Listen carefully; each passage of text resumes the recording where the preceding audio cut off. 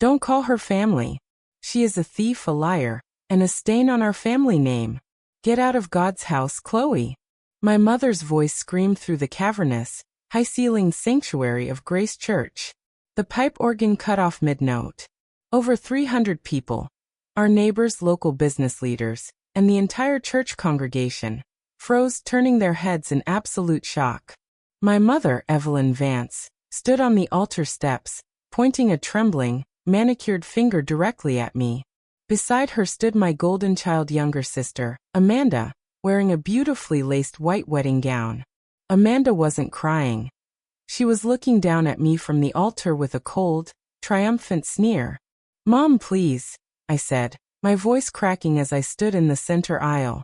I was wearing my formal Marine Corps dress blues, the heavy metals clinking slightly against my chest. I just flew in from my deployment. I came straight from the airport to see my sister get married. You came to ruin her day.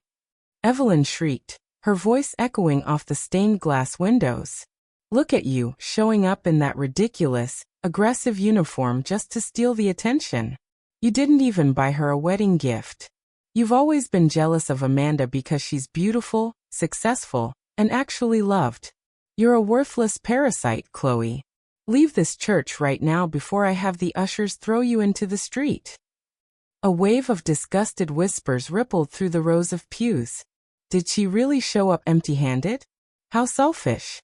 And in a military uniform just for attention. Evelyn must be heartbroken. Amanda's fiancé, a wealthy, snobbish country club kid named Brody, stepped forward and gripped Amanda's hand. Get her out of here, Evelyn. We don't want a low-class grunt ruining our elite wedding. My throat tightened. The emotional pain was suffocating, a brutal, crushing weight in my chest. I looked at the crowd judging me, then back at my mother, whose eyes held nothing but pure hatred. I took a deep, shaky breath, forced my shoulders back into a rigid military posture, turned around, and walked down the long carpeted aisle. 300 pairs of eyes burned into my back. As the heavy wooden church doors slammed shut behind me, the sound of the organ starting back up echoed through the stone walls. They were continuing the wedding as if I were nothing but a piece of trash scraped off their shoes. I sat on the stone steps outside the church, my hands trembling against my knees. I was a sergeant in the United States Marine Corps, a decorated combat medic who had spent the last 14 months saving lives in brutal conditions overseas. I wasn't afraid of blood, war, or chaos. But this emotional ambush broke something deep inside me. Suddenly, my phone buzzed violently in my pocket. It was a text message from an unknown number, but the words immediately revealed the sender. It was Brody, my sister's new husband. Just so you know, Chloe, your mother gave us the keys to your apartment today as a wedding gift. We're moving in tomorrow. Don't bother coming back there. Your name is being taken off the lease. You're homeless. My blood turned to ice. Before I could even process the text, my banking app flashed a notification. Alert! Your high-yield savings account balance is $0.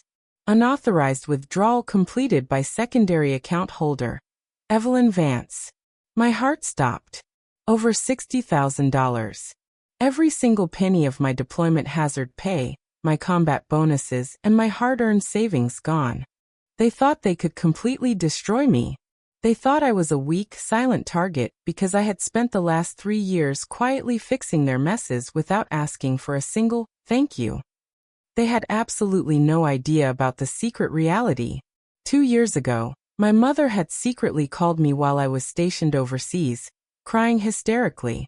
My father had passed away, leaving behind massive, hidden gambling debts, and the bank was hours away from seizing the family's boutique luxury clothing business. Evelyn had begged me on her knees. Chloe, please. If the business goes under, we are ruined. Amanda will never find a wealthy husband if we are poor. You have to save us. Because I loved them, and because I thought family meant loyalty, I gave my mother access to a secondary joint account. I didn't just save their business. I quietly paid off the debt, stabilized their cash flow, and even funded Amanda's lavish, high-society lifestyle, so she could keep pretending to be a wealthy heiress. Amanda's entire boutique, her luxury car, and even the $40,000 diamond ring Brody put on her finger were paid for by my silent financial sacrifices. My mother had promised to pay me back and keep it a secret so Amanda wouldn't feel ashamed. But greed changes people. Evelyn hadn't just kept it a secret. She had completely convinced herself that I was just a paycheck. And now they had wiped my life savings and stolen my home. My phone buzzed again. This time it was a link from a friend. I clicked it. It was a public post on Facebook by my mother, shared to our entire hometown community page. It showed a picture of Amanda at the altar, with a caption that read, "Today my beautiful daughter Amanda got married." Sadly, her estranged sister Chloe showed up in military gear, threw a violent tantrum because she wasn't the center of attention, and stole Amanda's wedding jewelry before fleeing. If anyone sees her, call the police. We have officially disowned this monster. The comments below were brutal. People I grew up with were calling me a thief, a psychopath, and a disgrace to the uniform. That was the exact moment the crying stopped. A cold, lethal wave of military focus washed over me. The grief died, replaced by an unyielding, rigid fury. They didn't just want my money. They wanted to destroy my honor, my career, and my life.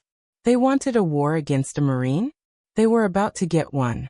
I pulled up my phone and dialed a number I never thought I'd have to use. "Sir, this is Sergeant Chloe Vance. I need to activate the Emergency Military Legal Council. My personal accounts and properties have been compromised by civilian actors. And sir, I need a major presence." A deep, powerful voice answered on the other end. "Say no more, Sergeant. We've been tracking your family's fraudulent access to your military allied accounts for 3 weeks. Meet us at the reception hall in 1 hour. We are shutting this down." I stood across the street from the Grand Horizon Ballroom, where the lavish wedding reception was taking place. The music was blasting, and I could see the shadows of the 300 guests dancing behind the tinted glass windows. As I watched, I noticed a heavily tinted black military transport SUV park smoothly at the edge of the lot. The doors didn't open. Nobody got out. But the vehicle just sat there, its engine purring like a sleeping predator. Someone high-level was watching. I didn't know who was inside, but I knew my legal team had arrived. It was time to execute the mission. I adjusted my white marine covers, squared my shoulders, and walked straight through the front doors of the reception hall. The moment I stepped into the grand ballroom, the music abruptly stopped. The wedding coordinator gasped. My mother, Evelyn, who was in the middle of drinking expensive champagne, turned around. Her face twisted into a mask of pure, ugly rage. "You!" Evelyn yelled, marching right up to me, her expensive silk dress rustling. "Are you insane? I posted your crimes online. The police are on their way to arrest you for theft. How dare you show your face here?" Amanda and Brody walked up behind her, holding hands, looking at me like I was dirt. "Look at the psycho," Brody laughed, loud enough for all 300 guests to hear. She came back to beg. "Hey Chloe, did you realize you're homeless now? I already had a locksmith change the doors to your apartment. Your trash bags are on the curb." Amanda smirked, flashing her massive diamond ring. "Go away, Chloe. You're ruining my perfect night. You don't belong among civilized, wealthy people." The 300 guests stared, whispering and glaring at me with utter disgust. I stood completely still, my face a mask of stone. "I'm not here to beg, Amanda," I said, my voice cutting through the silent room like a knife. "And I didn't steal your jewelry.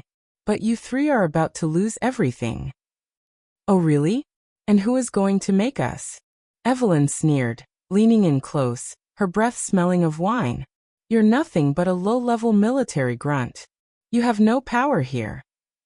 Actually, she has all the power, a booming authoritative voice echoed from the entrance of the ballroom. The heavy double doors swung open wide. Walking into the room were 3 military lawyers in sharp suits, carrying steel lockboxes. But leading them was a towering figure that made every veteran and high-ranking city official in the room instantly freeze in terror. It was Colonel James Masterson, the commanding officer of the entire Regional Marine Intelligence and Legal Command.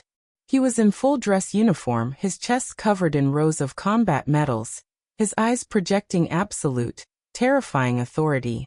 The 300 guests gasped. The wealthy business partners of Brody's family immediately straightened their ties, their faces turning pale. "You do not mess with a Marine colonel." My mother blinked, her arrogance instantly faltering. "C'est colonel?" "Sir, this is a private family matter. This girl stole." Silence. Colonel Masterson Barked. The sheer volume of his voice made Evelyn physically jump backward, nearly dropping her champagne glass. "Evelyn Vance," the colonel said, stepping into the center of the ballroom, his eyes locking onto her like a laser. 2 hours ago, you executed an illegal wire transfer of 60,000 sand dollars out of a protected military Allied savings account belonging to Sergeant Chloe Vance. Did you think the United States military wouldn't notice a civilian asset freeze on a deployed soldier? It was a joint account. Evelyn stammered, sweating through her makeup. "I have the right. You had the right to use it for business expenses 2 years ago when your boutique was collapsing." One of the military lawyers stepped forward, opening a steel box and pulling out a massive stack of financial records. He handed them directly to Brody's wealthy parents, who were standing nearby. But as these audited records show, every single dollar that kept the Vance boutique alive came directly from Sergeant Chloe Vance's combat pay.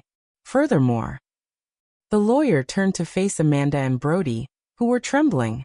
"The luxury Mercedes Amanda drives? Paid for by Chloe. The $40,000 diamond ring on Amanda's finger? Funded by a line of credit fully backed by Chloe's military salary. And the very apartment you claim to lock her out of today? Chloe is the sole leaseholder and property owner. You didn't just lock her out. You committed commercial burglary and grand larceny." A massive, collective shockwave went through the 300 guests. The whispers flipped completely. "Oh my God. Chloe paid for everything. Evelyn's business was a fraud? Amanda's ring was bought with her sister's combat money. How disgusting." Brody's father, a powerful real estate mogul, stared at the financial papers in his hands. His face turned from shock to pure fury.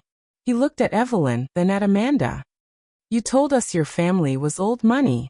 You told us your daughter was a parasite. You people are completely broke. You're frauds living off a soldier's blood." "No. Mr. Fontaine, please. It's a misunderstanding." Evelyn panicked, reaching out, but Brody's father slapped her hand away. "The wedding is over," Brody's father announced loudly to the entire room. "Brody, get your keys. We are stripping your name from the family trust if you stay with this trash." "Dad, wait!" Brody yelled, completely terrified. He looked at Amanda, shoved her hand away from him, and ran out of the ballroom after his father. Amanda fell to her knees in her massive white wedding dress, sobbing hysterically as her wealthy dream life shattered into pieces right in front of her. Colonel Masterson stepped back and looked at me, nodding once. "Sergeant Vance, the civilian police are waiting outside. Not to arrest you, but to arrest them for grand theft and fraud. The choice to press charges is yours." I stepped forward, looking down at my mother, who was now trembling on the floor beside her crying daughter. The woman who had shouted, "Don't call her family," in front of God and 300 people was now looking up at me, begging with her eyes. "Chloe, please, we are your family." Evelyn whimpered, tears ruining her face. I looked at the woman who had stolen my savings, my home, and my dignity, and I felt absolutely nothing but peace. "Don't call me family," I said, repeating her own words back to her, my voice echoing coldly through the ruined reception. "You have 24 hours to return every single dollar you stole, or you can explain it to a federal judge from a prison cell. Get out of my sight." The 300 guests didn't say a word as they began rushing for the exits, completely abandoning the ruined family. Within minutes, the grand ballroom was empty, leaving only my mother and sister weeping among the overturned chairs and expensive decorations.